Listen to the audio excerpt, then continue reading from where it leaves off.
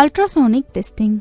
இந்த வீடியோவில் நாம் அல்ட்ராசோனிக் சோதனை இயந்திரம் மூலம் ஒர்க் பீஸ் எவ்வாறு சோதிக்கப்படுகிறது என்பதை பற்றி பார்க்க போகிறோம். அல்ட்ராசோனிக் சோதனையில் பயன்படுத்தப்படும் பல்வேறு பாகங்களாவன CRO திரை, ப்ரோப், சோதனை துண்டு, குவாட்ஸ் போன்ற பீசோ எலக்ட்ரிக் படிகத்திலிருந்து வரும் பீசோ எலக்ட்ரிக் விளைவு மூலம் அல்ட்ராசோனிக் அலைகள் உருவாகின்றன. மின்னாற்றலை இயந்திர ஆற்றலாக மாற்றுதல் பீசோ எலக்ட்ரிக் விளைவு என்று அழைக்கப்படுகிறது.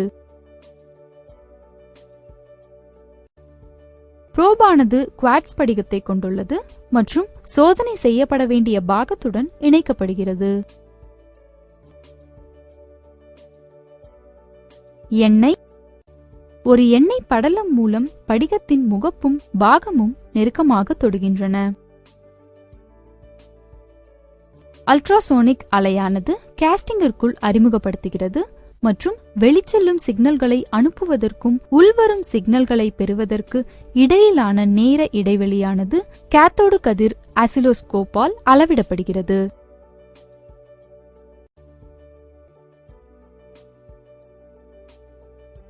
மேல் மற்றும் கீழ் கேஸ்டிங் மேற்பரப்புகளுக்கு இடையில் குறைபாடு காணப்பட்டால் இந்த குறைபாட்டை தாக்கும் பெரும்பாலான ஒளிக்கற்றையானது குறைபாட்டில் பிரதிபலிக்கும் மற்றும் ரிசீவர் ப்ரோபை அடைந்து பி ஒளியை எழுப்பும்.